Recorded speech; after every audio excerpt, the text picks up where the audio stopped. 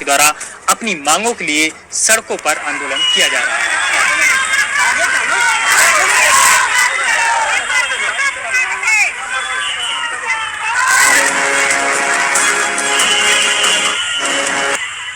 आंगनवाड़ी बहनों के इस संघर्ष के लिए वीडियो को ज्यादा से ज्यादा लाइक एवं शेयर जरूर कीजिएगा। आंगनवाड़ी कार्यकर्ताओं की हड़ताल के लिए डीपीओ के द्वारा उनको नोटिस जारी कर दिया गया है। यहाँ पर आप देख पा रहे हैं समाहरणालय कटिहार से है कि जिला अंतर्गत कार्यरत सभी सेविका सहायिकाओं को विभागीय निर्देशानुसार निर्देशित किया जाता है कि अविलंब हड़ताल वापस लेना सुनिश्चित करें। और यहाँ पे जो जिला प्रोग्राम पदाधिकारी हैं उनके हस्ताक्षर हैं और 1 नवंबर में यह जो आदेश है जारी किया गया है। तो इस तरह से नोटिस निकाले जा रहे हैं आंगनवाड़ी कार्यकर्ताओं की जो हड़ताल चल रही है उसको लेकर कि आंगनवाड़ी कार्यकर्ताएं अपनी जो हड़ताल है उसको बंद कर दें। लेकिन आंगनवाड़ी कार्यकर्ताओं का कहना है कि जब तक उनकी जो 5 सूत्री मांगे हैं वो सरकार नहीं मान लेती है और जब तक कोई लिखित में नहीं दे देती है तब तक आंगनवाड़ी कार्यकर्ताओं की जो अनवरत हड़ताल है लगातार जारी रहेगी। मध्य प्रदेश एवं राजस्थान में चुनाव को देखते हुए आंगनवाड़ी कार्यकर्ताओं की जो ड्यूटी है मतदान में लगाई गई है। आंगनवाड़ी कार्यकर्ताएं लोगों के घर घर जाकर लोगों को मतदान के लिए जागरूक कर रही हैं। कोर्ट के द्वारा भी कई बार कहा जा चुका है कि आंगनवाड़ी कार्यकर्ताओं को बीएलओ के काम में न लगाया जाए, लेकिन आंगनवाड़ी कार्यकर्ताओं को चुनावी ड्यूटी में लगा दिया जाता है। आपकी इस विषय में क्या राय है कमेंट करके जरूर बताएं। बिहार सरकार के द्वारा कैबिनेट बैठक में एक अहम फैसला लिया गया है। पोषाहार मेनू के बदलाव को लेकर यहाँ पर आदेश जारी कर दिया गया है और इसके लिए योजना तैयार की जा रही है।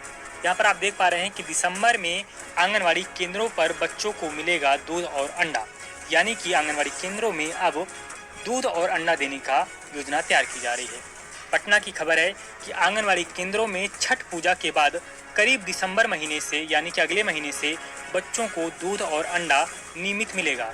राज्य कैबिनेट से स्वीकृत मिलने के बाद समाज कल्याण विभाग ने तैयारी शुरू कर दी है, यानी कि कैबिनेट से इसकी मंजूरी मिल गई है और समाज कल्याण विभाग के द्वारा इसकी तैयारी भी शुरू कर दी गई है।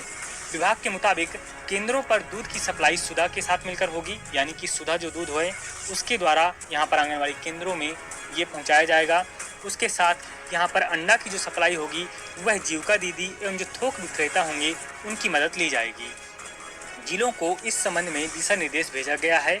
आंगनवाड़ी केंद्रों में बच्चों के पोषाहार को पौष्टिक करने के लिए मौसमी फल सब्जियां की मात्रा बढ़ाने का निर्णय भी लिया गया है। तो इस तरह से योजना तैयार की गई है कि आंगनवाड़ी केंद्रों के जो बच्चे होंगे उनको दूध और अंडा दिया जाएगा। इसके साथ ही जो मौसमी फल एवं सब्जियां देने की भी बात कही जा रही है। आपको बता दें कि उत्तर प्रदेश में भी हार्ट कुक योजना शुरू होने वाली है। वहाँ पर भी चुनाव से पहले हार्ट कुक योजना का शुभारम्भ किया जाने वाला है और 2-4 महीने तक ये चलती भी हैं। यहाँ पर कहा जा रहा है कि आंगनवाड़ी केंद्रों के जो लाभार्थी होंगे, जो बच्चे होंगे, उनको 8 रुपये प्रति बच्चे की दर से यहाँ पर दिया जाएगा पोषाहार। उसमें से 3.5 रुपये नाश्ते के लिए और 4.5 रुपये शायद उनके भोजन के लिए दिए जाने हैं। आप खुद से ही सोचिए कि 3.5 रुपये में आंगनवाड़ी कार्यकर्ताएं बच्चों को ऐसा कौन सा पौष्टिक नाश्ता है जो करा देंगी। 4.5 रुपये में ऐसा कौन सा पौष्टिक खाना है, गर्म भोजन है जो बच्चों को कराया जा सकता है। सरकारें खुद जानती हैं कि 3 रुपये और 4 रुपये में कुछ नहीं आता है। यहाँ पर एक मसाले की पुड़िया भी आप 1 रुपये वाली लेने जाओगे तो उसमें भी कुछ नहीं होता है। इतनी ज़्यादा महंगाई है और उसके बाद 3 से 4 रुपये जो लाभार्थी होते हैं, जो बच्चे होते हैं, उनके खाने के लिए आता है। तो किस तरह से उनको जो पोषण है उनको मिल पाए, किस तरह से कुपोषण दूर हो।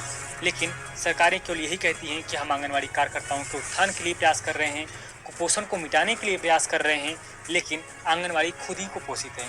बिहार में आप सभी को पता होगा कि आंगनवाड़ी कार्यकर्ताएं लगातार 29 सितंबर से धरना प्रदर्शन कर रही हैं, अनिश्चितकालीन हड़ताल पर हैं। लेकिन सरकार के द्वारा अभी तक आंगनवाड़ी कार्यकर्ताओं की जो मांगे हैं उन पर कोई भी विचार नहीं किया गया है।